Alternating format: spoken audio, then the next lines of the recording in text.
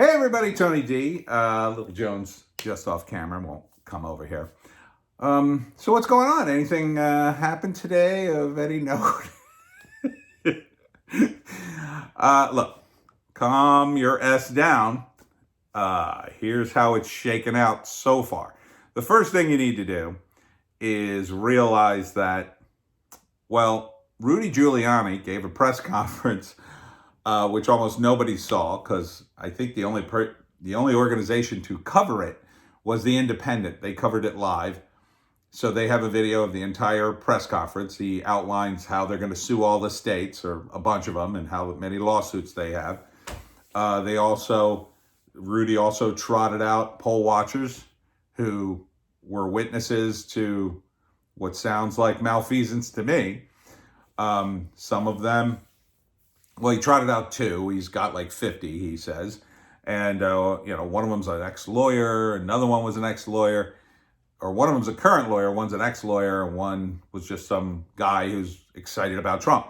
So these guys weren't allowed to see the votes in Philly. I mean, they were either too far away. They were like 20, 30 feet away. Or they were just outright barred from the process. So it sounds pretty bad. It sounds pretty bad, at least in Pennsylvania, that they probably stole the vote there. Now, there's no guarantee of that. It may be that those votes did go for Biden, but the poll people were jerks and just cut out the GOP guys because they're very anti-Trump and they're taking it out on other people. That's totally possible. It's totally possible that these vote counts are accurate. Possible. Probable, I'm very suspicious of them myself, because, Biden was losing consistently in Wisconsin, and then suddenly one truck showed up with 100,000 votes. That sounds incredibly suspicious to me. They're investigating it, and they got lawsuits in every one of these swing states. The biggest news is this software they used in Michigan called Dominion, which is used in 30 states, that threw votes to Biden from Trump. They basically took Trump votes and Democratic votes and flipped them all, or they took Republican votes and flipped them to Democrat, 6,000 of them. And that was just in one county in Michigan. So that's a big problem.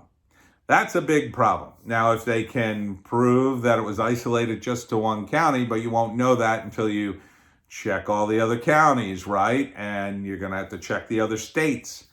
I think what they're going to find is, for whatever reason, that software is not very accurate, which is bizarre because it's just a counting software. You think that would be easy, but who knows? It could have gotten a virus. It could have been hacked. It could have had a back door that people are using. We talked all about this, by the way, in 2000. For those of you who don't remember or aren't old enough, back in 2000, when the election was this tight, people talked about this. They said, oh, why don't we go all electronic? And then it was like, the electronic machines are made by this company, and I believe they were talking about Diebold, and they had connections to the Republicans, and the Democrats were very suspicious back then. This is a stolen election. It was a stolen election in 2000, by the way. But why was it stolen, right? Just briefly, in 2000,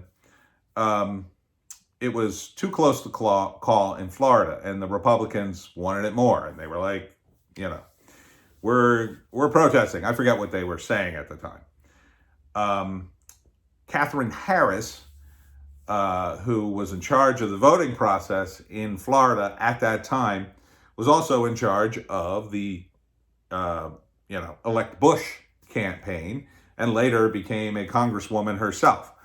I think she was insanely corrupt, and I think they totally threw votes for Bush.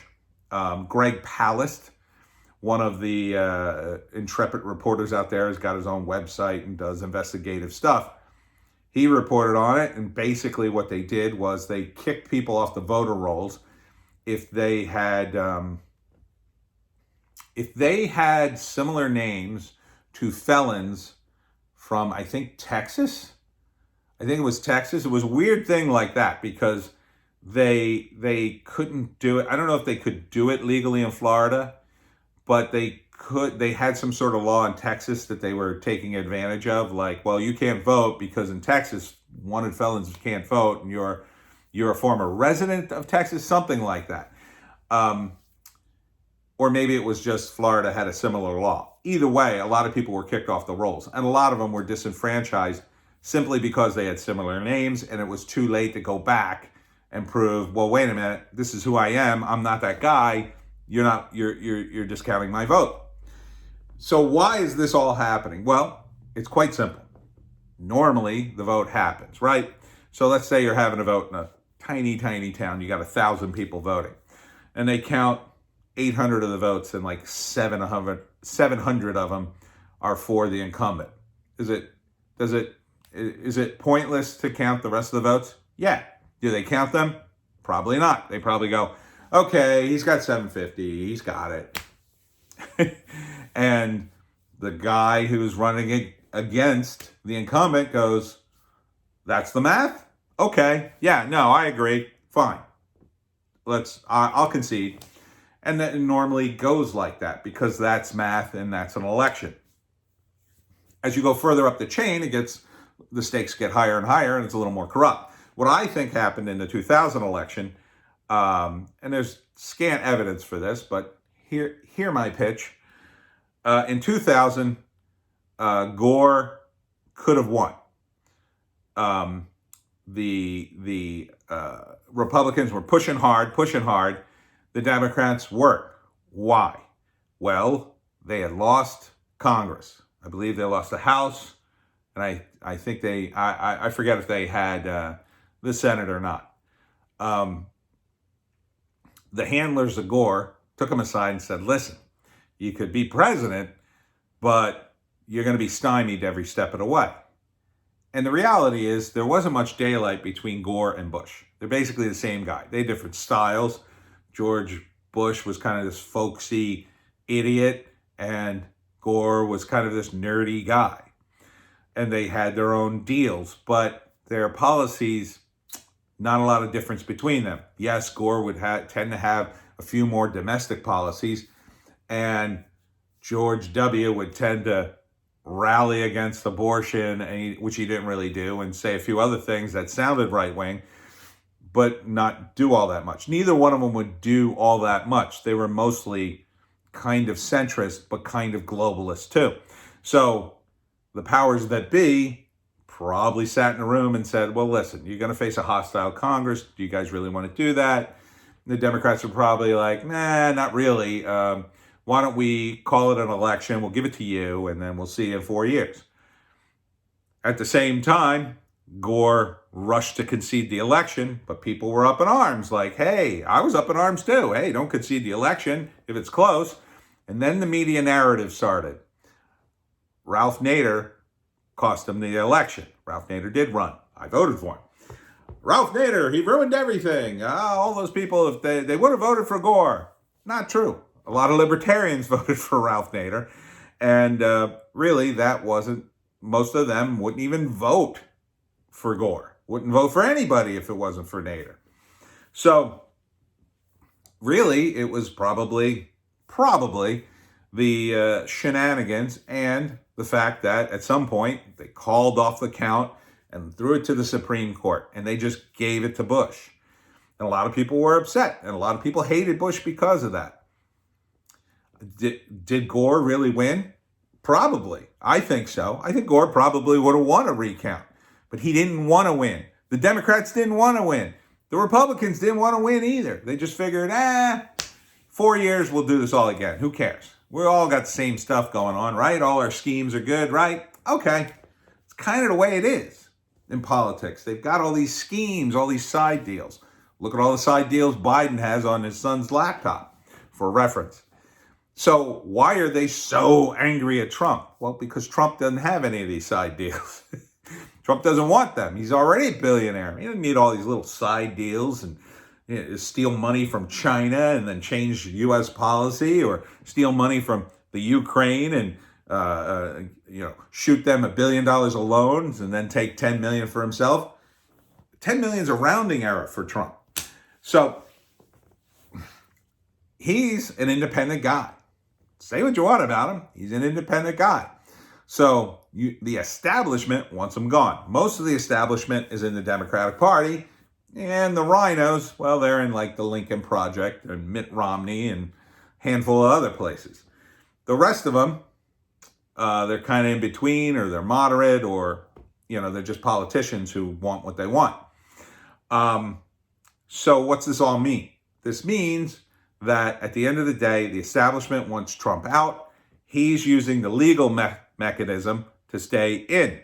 And he may very well succeed on that. I think he has a good case. I think it's likely he will succeed. But, things are being pushed in the other direction very hard. Every media outlet, including Fox, is calling it for Biden. That may be Dewey defeats Truman. Might be. Now, you could say, oh, well, it's already been called. The TV networks do not call the election. The elections have to be certified, has to be called by the government, the courts. They're not going to be certified. Rudy, watch the press conference with Rudy. They got 1 million lawsuits going on. They're probably not going to be certified by January. At that point, at some point, December, approaching January, they're going to say, okay, we got to throw this to the Supreme Court. This is never going to be done in time. Excuse me. And I think now there's a chance the Supreme Court will just give it to Biden, because they'll say, well, everybody seems to want Biden. Don't count that out. I mean, even those conservative judges, they're not necessarily party hacks, and they're academics. They don't really watch TV. They kind of skim it. So hopefully they're watching YouTube more than they are regular TV to get some real news. I don't know. I don't really know a lot of the justices. They're a big variable in this. So are the lower courts, which are going to have to rule for or against the Democrats. But I think they'll just keep appealing it all the way up the chain, so it's not going to matter. At some point, those justices will have to rule. They can either give it to Biden or Trump, or they can pass it on to the Congress and go, thank God. That's, I think, the likely scenario, because then they don't get accused of being not neutral. They could say, well, we'll pass it on to Congress. Congress will decide, and we have a process for that, and it will go to Trump if that's the case. If they vote on party lines, totally goes to Trump. Each state gets a vote, and I believe the Republicans have it by 2 votes, something like that. It's close. But I mean, there's a lot of malfeasance here, so I don't think they're going to sort through it in time. So just calm your S. Don't do anything crazy. That goes for you too, Democrats. Let's just wait this out and see what happens. I think Trump's going to be victorious. I mean, it's 2020, baby. This stuff happens all the time.